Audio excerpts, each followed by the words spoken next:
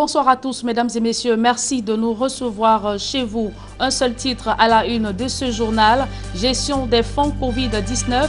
La Chambre des comptes de la Cour suprême accable plusieurs ministères sur la gestion des 180 milliards de francs CFA octroyés par le Fonds monétaire international. Selon le dit rapport, plusieurs milliards de francs CFA ont été détournés et des procédures de passation des marchés violées. C'est le dossier du 20h.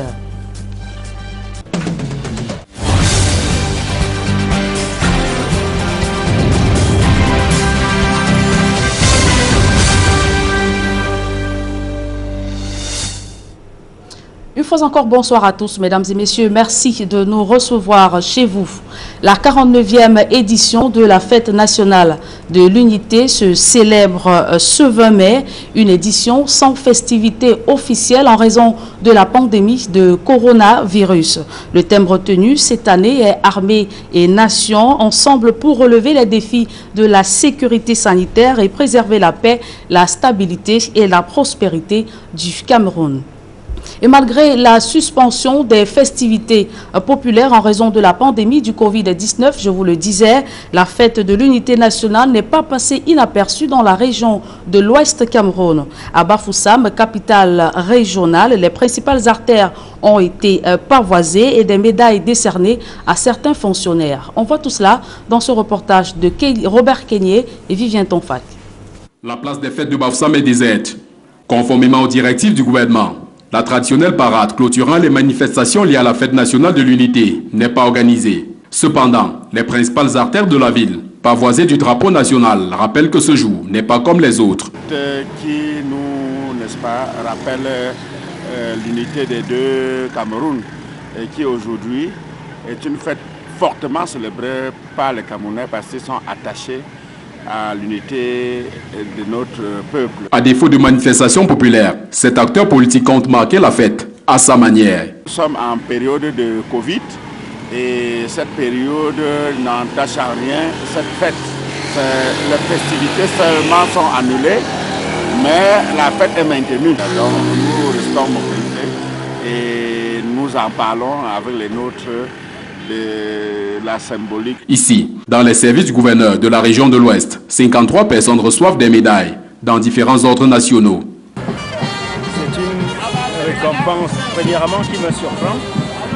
Ensuite, parce qu'elle me surprend, je dois rendre grâce à Dieu et dire un grand merci au chef de l'État qui a permis que cela soit possible.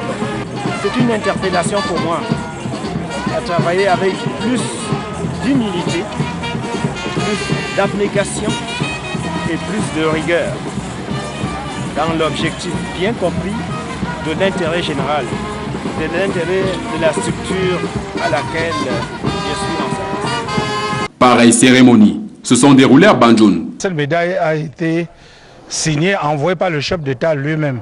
J'en suis très content et c'est le lieu pour moi de remercier ma hiérarchie pour cette marque. Parce qu'à vrai dire, je suis très content, après 27 ans de travail, je suis très content d'être honoré. Cette morose, la célébration de la fête nationale n'est pas passée inaperçue dans la région de l'Ouest. Et l'unité nationale est au centre des préoccupations. Dans le reportage qui va suivre, des Camerounais ou de nombreux Camerounais s'interrogent sur son sens et son applicabilité dans la société. On voit tout cela dans ce reportage de Martin Abanda, Dallas Tiana et Théophile Tchunke. Après 49 ans de célébration, l'on s'interroge encore sur le sens même de l'unité nationale qui cristallise les attentions. L'unité nationale devait normalement être, comme on dit, l'union des populations, l'entente entre les personnes. L'unité nationale, c'est, comme on dit, l'unité nationale, bon, bref, c'est ça veut dire être unis. Donc c'est comme un État, on peut dire État unitaire, sur toutes les formes. Que ce soit francophone, que ce soit anglophone, on ne doit pas nous dire que oriental et occidental, tout ça vraiment de Dieu, c'est nous ramener, c'est causer une division d'abord. Une expression dont la signification revêt une responsabilité sociale et engage chacun des citoyens. Les Camerounais, dans leur majeure partie, affirment ne pas la ressentir dans la vie quotidienne, surtout au vu des événements qui se déroulent dans le climat sociopolitique et au-delà. Quand on constate, c'est qu'il y a le tribalisme, il y a les guerres qui se vivent encore. Donc c'est difficile d'affirmer l'unité nationale. En fait, le quotidien du Camerounais, c'est difficile de pouvoir avoir l'unité nationale. Parce que quand on voit comment les gens vivent, comment les gens se comportent, vraiment, on ne peut pas vraiment affirmer qu'il y a l'unité nationale. On ne peut pas parler d'unité nationale quand il y a 8 et 2, donc un peu comme 80-20. Quand je dis 8 et 2, c'est les 8 provinces francophones et les 2 du Nozo, comme on dit depuis quelques années. Donc pour moi, je me dis qu'on est marginalisé, ce qui est en quelque sorte, même pas en quelque sorte, mais ce qui est la base de la guerre qui aura déjà presque 5 ans. Même si les uns s'accordent à lui doter d'une vanité dépourvue, il n'en demeure pas moins vrai. L'unité nationale est l'aboutissement du vivre ensemble et de l'intégrité pour les autres.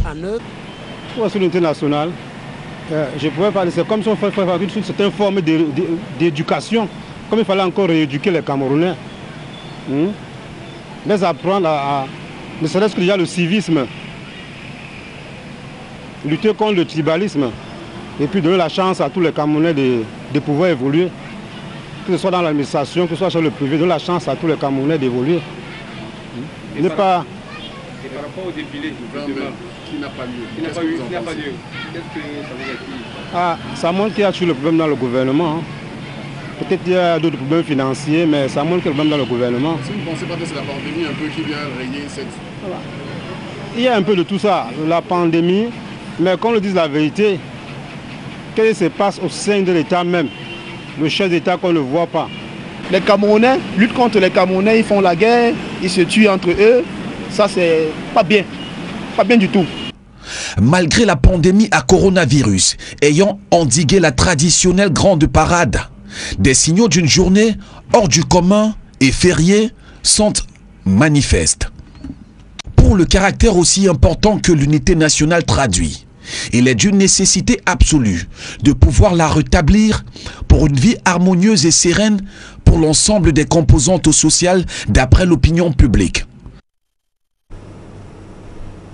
Paul Chouta respire désormais l'air de la liberté. Après 2 ans de détention et un interminable procès, il a été libéré en mi-journée. Le lanceur d'alerte ne tarit pas d'éloges envers la chaîne du peuple et ses proches qui l'ont toujours soutenu pendant ces difficiles moments passés à la prison centrale de Yaoundé. Emmanuel Diop et Marcelin Gansop ont vécu les premiers pas de Paul Chouta hors de ce pénitencier. Quelques heures après sa sortie de prison, c'est un Paul Chouta qui se sent renaître que nous retrouvons au quartier Jouvence à Yaoundé. L'homme n'a de mots que pour dire merci à la chaîne du peuple. Mes premières sensations vont naturellement... l'émotion que je ressens à travers votre média, ce n'est pas une publicité, c'est la manifestation que vous avez accordée à mon égard durant le parcours que j'ai traversé. Je peux dire que ça n'a pas été une victoire pour moi, mais une victoire pour Equinox Télévision qui m'a assisté durant tout ce parcours. Donc je peux dire ici que je vous remercie 1000 fois. Ce n'est pas une façon de vous flatter. C'est l'émotion qui me submerge. Parce que vous étiez soucieux que je sois de prison. Elle a un contentieux avec elle, et puis là, elle te regarde, mais elle ne veut pas. S'il est soulagé d'avoir enfin respiré l'air de la liberté, Paul Chouta n'oublie pas les 2 ans de calvaire passés à la prison centrale de Yaoundé. 2 années d'un interminable procès dont personne n'avait jugé qu'il serait aussi long. J'étais embrigadé pendant 2 ans. Je n'ai pas pu voir ma fille autant pour moi. Je n'ai pas pu voir mes amis. Je n'ai pas pu vous voir. Vous, avec qui j'ai eu des relations assez particulières. 27 mois pour 20 ans que l'on voit dans une affaire de forain de lit. Comment voulez-vous? Je n'ai pas de mots. Les langues, peut-être à ma langue Medumba, je peux dire mon lactosine. Si Paul Chouta a retrouvé sa famille, et particulièrement sa petite fille, qu'il n'a pas vue depuis 2 ans, il est davantage ému par le soutien dont il a bénéficié de la part de ses meilleurs amis. Oui, c'est Jeune Biko, c'est un aîné, c'est un père. À côté de lui, vous allez voir que vous avez vu, c'est Ernesto Aîné. C'est des frères de sang. Avant que je n'entre en prison, je n'ai pas pu témoigner ce niveau d'affection qu'ils ont pu apporter à mon égard. Je les témoigne une affection indéterminée. Et vous avez vu ceux qui tiennent ma fille et qui sont avec moi jusqu'à présent. Sorti de prison à 12h15, Paul Chouta va passer sa première nuit hors de Kodengui. Il annonce une conférence de presse imminente, au cours de laquelle il reviendra sur son affaire, ainsi que sur les conditions de sa détention à la prison centrale de Yaoundé. c'est une sorte de soulagement lorsqu'on connaît dans quelles conditions il a été détenu. Beaucoup de renvois dans une affaire que l'on croyait facile au départ. Ça n'a pas été finalement facile pour lui. Mais l'homme a su surmonter les difficultés et les obstacles et aujourd'hui peut logiquement respirer l'air frais de la liberté. Ici Manuel Diop, Marcelin Gansop, Equinox Télévision. Les descendants d'une même famille se déchirent autour du partage du patrimoine foncier. La montée de tension entre les deux familles a débouché au déguerpissement forcé du site querellé ici même à Akwa. Claude Ekwa, Dalastiana et Kedjara. Des familles désormais sans abri en plein début de saison de pluie. Ceci est la conséquence d'une éviction effectuée ce mercredi à la rue Mermoz, à Akwa. Alors même que le litige foncier qui les oppose à leurs cousins est encore pendant devant les tribunaux. L'affaire remonte à 1999. Les mises en cause, descendants du feu d'Ikoto Daniel, ne s'entendent pas sur le process de répartition des terres laissées par celui-ci à ses 3 enfants, dont 2 filles et un garçon, présentés comme le successeur. Un successeur dont les enfants sont à l'origine du conflit actuel. Les enfants de Kinya Dikoto, il y en a 3, alors qu'ils sont au nombre de 5, qui sont partis vendre cette portion de terrain. D'où leur père avait remis un papier signifiant que cette portion de terrain appartient à sa sœur. Et comme sa sœur n'y était plus, ça devrait appartenir à ces 2 filles. Les enfants du défunt successeur ne l'entendent pas de cette oreille, ce qui va occasionner une bataille juridique qui dure aujourd'hui 22 ans. Ce titre foncier global de ce terrain est sorti, le nom de mes 2 petits frères, le nom de notre petite sœur et le nom de ce monsieur qui est en train de faire du classement là. Donc je ne sais pas comment quelqu'un sort de la division en tant qu'héritier pour ne plus être avec ses frères. Il devient subitement un acheteur. Depuis quand quelqu'un achète son propre héritage? Actuellement, nous avions attaqué ce titre foncier maire. Et ce titre foncier, on nous a donné gain de cause. Cette victoire n'empêchera pas le camp adverse d'engager une procédure d'expulsion qui va finalement conduire au déguerpissement fortement militarisé des 2 familles sans avis d'expulsion. On ne nous a pas prévu. Je suis rendu à l'hôpital avec mon mari. C'est de là que les enfants m'appellent, que maman revient vite. Il y a plein de gendarmes dehors. Ils nous empêchent même d'entrer. Ils nous disent d'enlever les choses. Toutes nos tentatives visant à entrer en contact avec le camp adverse au cours de la réalisation de ce reportage vont rester vaines. Le sous-préfet de Douala 5e va en guerre contre les vendeurs de médicaments illicites. Clétus Assongwe a, durant l'opération Coup de poing, procédé à la pose des scellés sur plusieurs boutiques au marché de Bonamoussadi. On fait le point avec Gladys Sidier. Il faut les auditionner sur PV. Oui, on va les déférer devant le procureur parce que quand on pose les scellés, les individus n'ont pas le droit de briser. Opération coup de poing du sous-préfet de Douala 5e au marché de Bonamoussadi. Plusieurs boutiques de vente de médicaments ont été scellées. Les propriétaires sont accusés d'alimenter les réseaux de vente de drogue aux adolescents. Nous sommes descendus sur le terrain aujourd'hui, surtout au marché de Bonamoussadi, pour évaluer l'évolution de cette lutte que nous avons déclarée contre le phénomène de médicaments de rue ici dans notre arrondissement. Vous êtes certainement au courant de ce qui se passe dans les lycées et d'autres établissements scolaires où les jeunes filles et les jeunes garçons tournent les films pornographiques. C'est dû à la consommation de drogues et de stupéfiants. Vous convenez avec moi que ces drogues que les enfants utilisent ne sont pas achetées dans les pharmacies. Parce que l'enfant ne peut pas aller à la pharmacie, on lui vend ces drogues. Donc c'est auprès de ce vendeur de la rue que ces drogues sont procurées. À travers cette initiative, le chef de terre dit vouloir passer un message fort aux potentiels dealers qui opèrent dans le 5e arrondissement de Douala. Son équipe et lui comptent les traquer jusque dans leur dernier retranchement. Ils ont reconnu qu'ils sont en train de faire dans un métier qui est illégal. Il est donc question que ça s'arrête. Si par le passé, l'administration a été tolérante, les gens doivent savoir que les choses vont changer désormais. La lutte que nous avons commencée ne va pas être arrêtée si tôt. Que les gens s'apprêtent parce que nous sommes là sur le terrain, ça va continuer.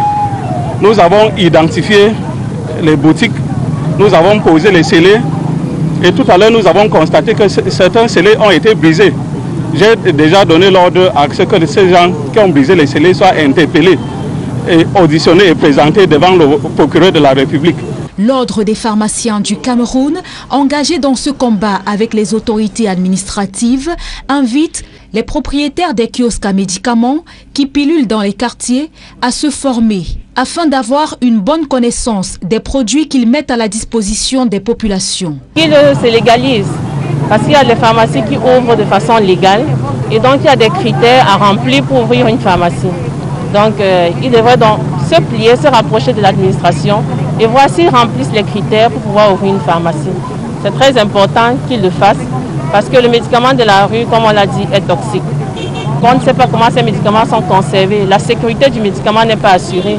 Ces médicaments deviennent encore plus toxiques. Selon les spécialistes de la santé, les médicaments de la rue sont à l'origine de plusieurs maladies et des cas de décès enregistrés au Cameroun. Parlons à présent de cet accouchement difficile à la mairie de Baganté. Après 2 reports, la session de plein droit en vue de l'élection du chef de l'exécutif municipal a finalement abouti. Eric Emeniat est le nouveau maire de la commune de Baganté. Retour sur cette journée pleine de rebondissements avec Jérôme Narcisse Sobzé. 13 heures passées de 15 minutes, Ernest Ewango Boudou, préfet du département d'Undé, fout le sol esplanade à l'hôtel de ville de Baganté à l'occasion de la 3e session de plein droit consacrée à l'élection du nouveau maire de la commune de Baganté. Après les 2 précédentes qui s'étaient achevées en queue de poisson. Pour cette session du 19 mai, un seul point à l'ordre du jour, à savoir l'élection du maire de la commune de Baganté et éventuellement un adjoint au maire. Pour se livrer à cet exercice, 36 conseillers sur les 40 que compte cette commune répondent présents. On notera cependant une absence et 3 procurations. L'instant tant attendu sera l'élection du maire de la commune de Baganté. Pour cette mairie entièrement RDPC, le président du groupe communal prendra la parole pour présenter le candidat du parti, à savoir Eric Emeniat. Contre toute attente, M. Robert Nyanga, maire par intérim de la commune de Baganté, décidera lui aussi de présenter sa candidature pour challenger Eric Nyat. Science tenante, les mandataires du comité central du RDPC décident de balayer d'un revers de la main la 2e candidature, exigeant le respect des instructions de la hiérarchie du RDPC du 12 mai dernier, qui a vu en interne, durant les primaires, la victoire du candidat Eric Nyat. Un mot d'ordre que plusieurs conseillers municipaux présents n'étaient visiblement pas disposés à respecter. Après plusieurs conciliabules menés par le préfet d'Undé, les 2 factions resteront campées sur leurs différentes positions. Ce qui poussera le préfet Ewango Boudou Ernest à quitter avec son état-major momentanément la salle, permettant ainsi aux différentes parties de trouver un consensus. Hors de l'enceinte de l'hôtel ville de Baganté, des dizaines de personnes visiblement acquises à la cause d'Eric Nyat décident d'entamer un mouvement d'humeur pour le moins pacifique. Après 3 heures de conciliabule, le candidat Nyanga Robert décide de retirer sa candidature, favorisant ainsi l'élection d'Eric Emeniat qui l'emporte 21 voix contre 18 bulletins nuls. Travailler ensemble, ma porte restera toujours ouverte et bien sûr avec les adjoints qui me sont attribués, nous allons nous atteler à développer notre commune. Ernest Ewango Boudou, préfet d'Undé, qui a vu depuis le 3 mai dernier successivement 3 challengers contre un seul candidat, peut enfin retrouver le sommeil. Il est là aujourd'hui désormais à la charge des populations de la commune de Baganté. Il doit veiller aux intérêts de ces populations et il doit tout faire pour que le développement qui a été amorcé par ses prédécesseurs, il faut qu'il soit à cette hauteur. Au sein du conseil municipal, on déclare être enfin sorti du tunnel. Je crois que c'est l'occasion pour moi de remercier une fois de plus le maire Nyanga pour la hauteur qui a été la sienne. Pour mémoire, la commune de Banganté est en deuil depuis le décès de son maire, le docteur Jonas Kwamo, le 4 mars dernier. Le maçon se joint au pied du mur. Le nouveau maire de la commune de Banganté sait désormais sur quel pied danser. De la localité de Toubouro dans le Mayoré vivent la peur dans le ventre depuis plusieurs mois. Ils sont victimes de kidnapping avec demande de rançon. Une situation devenue invivable pour les populations qui se sentent délaissées par les pouvoirs publics. Jean-Blaise Noupéé et Xavier Foka.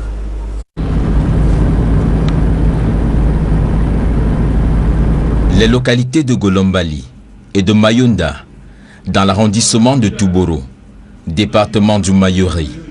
Nous sommes dans la région du Nord. On depuis quelques mois des allures de villages fantômes. Les ruelles sont désertes. Le calme du cimetière qui y règne est quelquefois brisé par un furtif cocorico. Les âmes qui y vivent ont le regard perdu au loin, tétanisés par la peur. Depuis bien longtemps, l'insécurité qui a fait son nid y va grandissante. Il n'y a pas la sécurité. Chaque fois, on fuit le bicyclette, on prend la moto. Tout ça, il y a ça dans cet arrondissement, il y a ça dans cette Toubouro. Déjà depuis janvier jusqu'à nos jours, nous sommes allés à plus de 200 cas d'enlèvement. Et avec plus de rançons payées. Et jusqu'à aujourd'hui, il y a encore des otages en brousse. L'un des otages encore en captivité a été enlevé le 16 mai 2021 à Golombali, situé à 52 km de Toubouro. Dès qu'ils sont rentrés, ils sont allés directement voir son mari, lui demandant de se lever et de s'asseoir par terre. Et à l'un d'eux qui lui a dit de se taire, de se rester tranquille. Sinon, ils vont tuer son mari. Et puis elle n'a pas ressenti de la peur, elle est sortie brutalement. Dès qu'elle est sortie, elle a vu aussi deux autres qui étaient postés devant la porte. Elle a d'abord hésité d'aller dire à ses enfants avant d'aller crier. Là où tout le monde se regroupe souvent là pour alerter tout le village. À son retour, elle a trouvé qu'ils étaient déjà partis avec son mari. À Mayunda, à 40 km de Toubouro, un des otages enlevé au mois d'avril 2021 a finalement retrouvé la liberté au prix de toute sa fortune. Il a été libéré le 12 mai 2021, après avoir donc versé une rançon de 10 millions. Lui, c'est un cultivateur. Et ça veut dire que ce n'est pas lui seul qui a réuni ces 10 millions. Il y a au moins ses frères qui ont réuni au moins ces 10 millions. Ça veut dire que lui, tous ses capitales, il a tout vidé. Il a vendu tous ses biens. Ça veut dire que le bœuf, le maïs, les arachides, et les chèvres, en tout cas, tout ce qu'il possédait, il a tout vendu. Les populations se sentent jetées en pâture dans cette atmosphère qui n'inspire plus confiance à cause, selon elles, des complicités internes. Dans ce phénomène, il y a les complicités internes avec les malfrats. Et quand la population dénonce, et on met la main sur ces complices internes, quelques jours après, ils sont libérés. On vous dit que tel a intervenu, tel a demandé qu'on libère, ce qui fait que la population vit avec la peur dans le ventre. En guise de protestation, les commerces de Toubouro sont restés fermés toute la journée de mercredi et une bonne partie de la matinée de jeudi. L'administration locale reste divisée à ce sujet, pendant que le député du Mayoré, Bouba Moussa, reconnaît que l'insécurité sévit dans la localité. Dans une édition de l'émission La Vérité en face, le maire Yandal Célestin niait ce fait. Les populations, par contre, ne demandent qu'au gouvernement à les protéger. L'armée camerounaise marque des points contre des séparatistes. Des armes saisies, des milices séparatistes viennent d'être brûlées à Boya dans le sud-ouest. L'opération était supervisée par le Premier ministre Tif Joseph Dion Gouté. On voit tout cela dans ce reportage d'Innocent Abega et Aïk Cyril. Comme dans un champ de ruines, des flammes jaillissent accompagnées d'une épaisse couche de fumée. C'est la destruction des armes utilisées par les séparatistes ambazoniens. L'opération est supervisée par le Premier ministre chef du gouvernement. Tif Joseph Dion Gouté a d'ailleurs été le premier à mettre le feu. Certaines des armes ainsi brûlées ont été saisies par les forces de défense et de sécurité au terme d'une rude bataille avec les séparatistes. D'autres ont librement été déposés par des ex-combattants ayant choisi de rejoindre de démobilisation et de réintégration. L'un de ces DDR sortira d'ailleurs bientôt de terre à Boya, dans la région du sud-ouest. Le Premier ministre chef du gouvernement procède à la pose de la première pierre pour sa construction. Nous vous le disions en titre, soupçon de détournement des fonds Covid-19. Un document circulant sur les réseaux sociaux fait état d'un rapport attribué à la Chambre des comptes, lequel rapport accuse plusieurs membres du gouvernement d'avoir distrait des fonds du Fonds monétaire international. L'on note des surfacturations faramineuses et des irrégularités dans les procédures d'attribution des marchés qui auraient fait perdre des milliards de francs CFA au trésor public. Nous y reviendrons dans nos prochaines tranches d'informations. Et c'est sur cette note que nous mettons un terme à cette édition du journal. Merci de l'avoir suivi. Mesdames et messieurs, retrouvez dans quelques secondes Serge Alain Autour et ses invités pour la deuxième partie d'Equinoxe Soir. Serge Alain. Banganté enfin sommaire.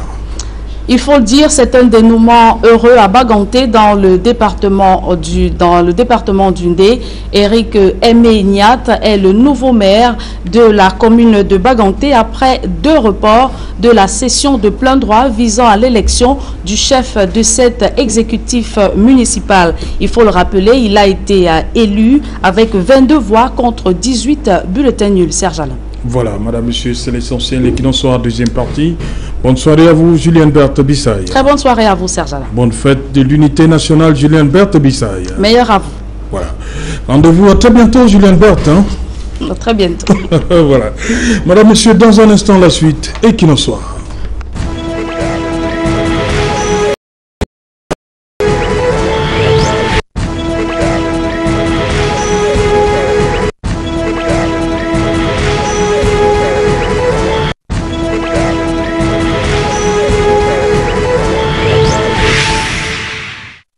Retour sur le plateau Equinoxe Soir, deuxième partie, c'est le temps du débrief, toujours en compagnie de Prince Joël Mokage, André Luther Meka, président Cyril Sambaka et Maître Achille Lejo. Maître Achille Lejo, on dit happy end du